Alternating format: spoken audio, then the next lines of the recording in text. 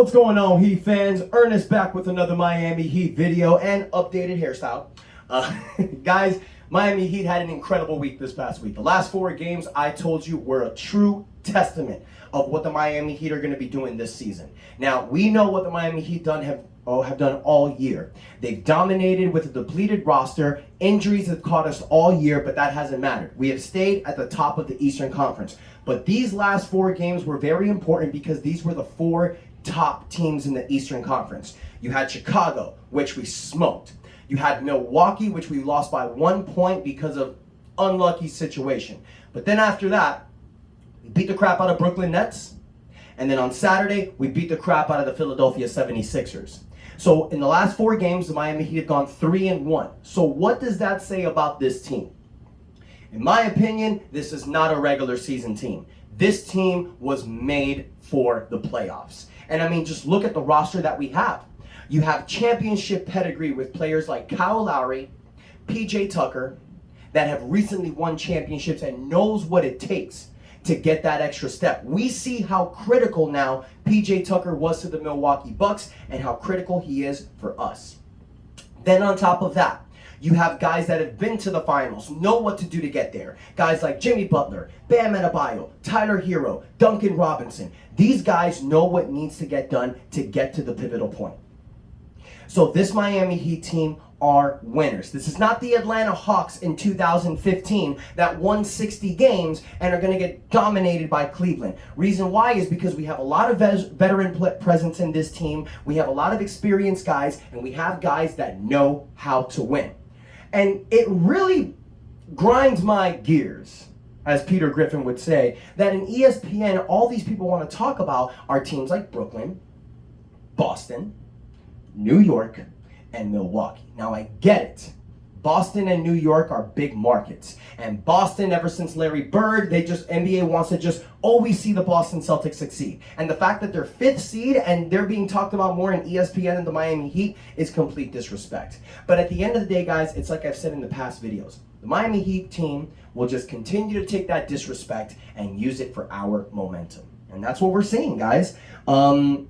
Right now, the Miami Heat sit at the 1st seed of the Eastern Conference. We have a 43-22 record. Guys, we are the only team in the Eastern Conference that's won over 40 games. Because after that, you got Philadelphia and Milwaukee, both at 39 wins. So this is a really good thing because you're seeing that the Heat are just running away with the 1st seed. A few weeks ago, it was a battle for 5 teams, and it was all 1 game difference. But now the Heat have a 3-game advantage. We're sitting comfortably at the 1st seed. And guys, 1st seed is very important. And here's why. Home court advantage.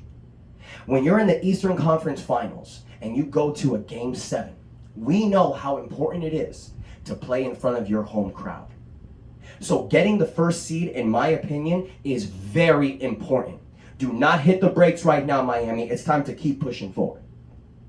Then after that, we have this week, I want to talk about the games that we have because I want to do that every week, you guys. I want to let you know exactly what's up ahead for the Miami Heat week by week. So this week, we got tonight against the Houston Rockets. We're going to smoke them, all right? Kyle Lowry's not going to play. He's still been out. And that's another thing, you guys. The Miami Heat have gone toe-to-toe with some of the best in the Eastern Conference without players. Kyle Lowry has not played any of these games. Jimmy Butler and PJ Tucker were both out against Brooklyn. So, next man up mentality, you guys. This Miami Heat team are killers. They're dogs. So tonight we got the Houston Rockets. We're going to smoke them. But then Wednesday is the true test. Because Wednesday we have a rematch against the Phoenix Suns. And I was talking about this on my wrestling show Saturday with some people. People were like, oh, there's Phoenix, there's Golden State. I ain't scared of nobody in the NBA. You got cocky Heat fan right here saying that we'll smoke any team. Last time we played Phoenix, we won by 23 points without Jimmy and Bam. Now I'm going to tell you guys, Phoenix is going to bring it. I'm sure they've circled this game on the calendar. They know that it's very important for them, especially on national TV, to come out and win this game. So Phoenix are going to bring their A game. They lost to us, my opinion. We took it to them, but then they underestimated us. They saw that Bam and Jimmy weren't playing. They figured, it's going to be an easy win. It's never an easy game against the Miami Heat, guys. And whoever thinks that has already lost. So Wednesday's going to be a very, very pivotal game. Then Friday, we got Cleveland. Cleveland's top 6 in the Eastern Conference. This is going to be a testament. This could be a possible playoff matchup too. Possible second round playoff matchup. So you definitely want to win that as well. And then rounding out Saturday, we got the Minnesota Timberwolves. They beat us earlier in the season. Anthony Edwards was talking shit to Jimmy Butler. So you know that's a game that Jimmy's going to have circled down. So we got to go 3-1 or 4-0. We easily could have gone 4-0 this past week had it not been that game for Milwaukee. So I can definitely see Miami go 4-0, 3-1 this past week. So I definitely want to hear from you guys with that. But there's some big breaking news that I want to talk about, you guys. So Mr. Victor Oladipo is officially listed as questionable. Monday, March 6th, you guys, it is officially Depot Day. Victor Oladipo was set to return for the Miami Heat. Now, there may be a small chance that he's not going to play. There may be a small chance that he's going to get cleared, but he'll get a DNP. Or there's a chance that he'll play like 10, 15 minutes. It's going to be hard, guys. It's going to be a really tough decision, and here's why. Because the Miami Heat's bench is loaded.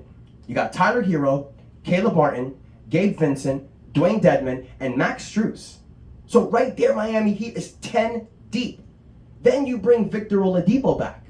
So how are you going to plug him in? Caleb Martin and Gabe Vincent might lose some time. But that's really not fair because these guys have stepped up, especially Max Strus. The last 2 games, he's been dominating in the three-point line.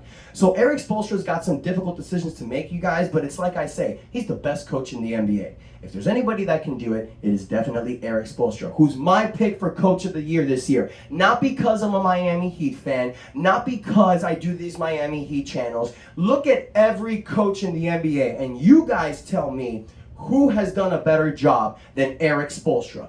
Erik Spoelstra has kept this Miami Heat team number 1 with all the injuries that we have. Right there alone shows you that he's Coach of the Year. But let's look at some of the other games that he had. The end of the games with 2 seconds left when he makes these amazing plays that wins the game, or his rotation setting, or the fact that he always goes with the hottest player. Erik Spoelstra is Coach of the Year. Fight me. Facts, okay? So that's just the thing, you guys. You know, Miami Heat got Houston today. We're going to see how Erik Spoelstra slowly does this. Now, it's going to be a tough decision because I know that Erik Spoelstra in playoff time likes to go with 8 or 9 players. You know what the starting lineup is going to be. You got Kyle Lowry, you got Duncan Robinson, you got Jimmy Butler, PJ Tucker, Bam Adebayo. Coming off the bench, Tyler Hero's your 6th man. You can switch it between Caleb Martin or Gabe Vincent as your number 7. Dedmon is always going to come in for Bam Adebayo, and Max Strus is going to come in when Duncan Robinson does a bad job, okay? So how do you fit in Victor Oladipo? What are you going to do with guys like Gabe Vincent and Caleb Martin? Well, come playoff time, here's a difficult decision. You have a $90 million player who's not playing that great in Duncan Robinson. Max Strus has been ending games over Duncan Robinson the last few games. So that's a difficult decision for Spoelstra to make.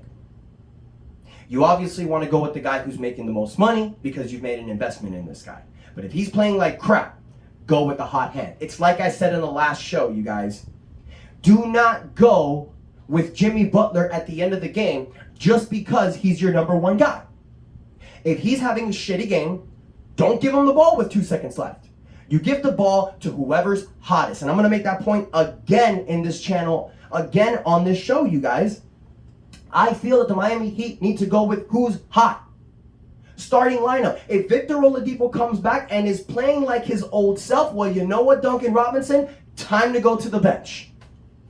It's time for Victor Oladipo to start at the number 2. Or keep Duncan Robinson in the starting lineup because of his 3-point threat, and then you're going to end games with Depot. We all know that's what's going to happen.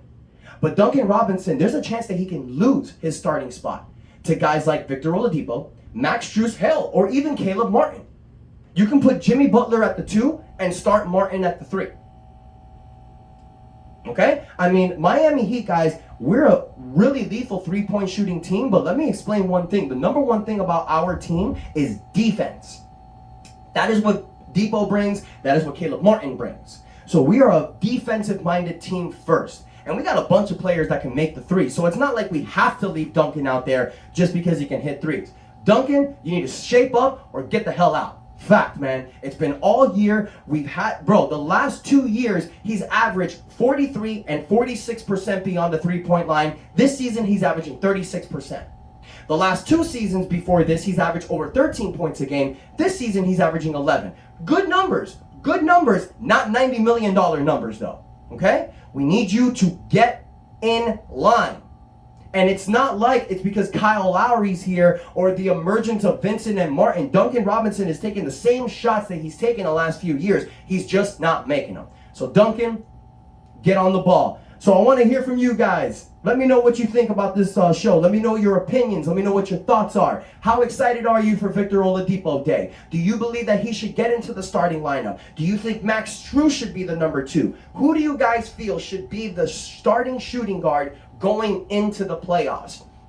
We're number 1. So if it ain't broke, don't fix it. But at the end of the day, you can make tweets. I want to thank you guys for the love and support. Hit the like button, comment, let me know what you think. Share on social media for other Heat fans to follow, but most importantly, you guys, hit that subscribe button. If you ain't hit that subscribe button, help your boy out with the algorithms. Come on, you guys. And until next time, it is your boy Ernest out, and that's enough said.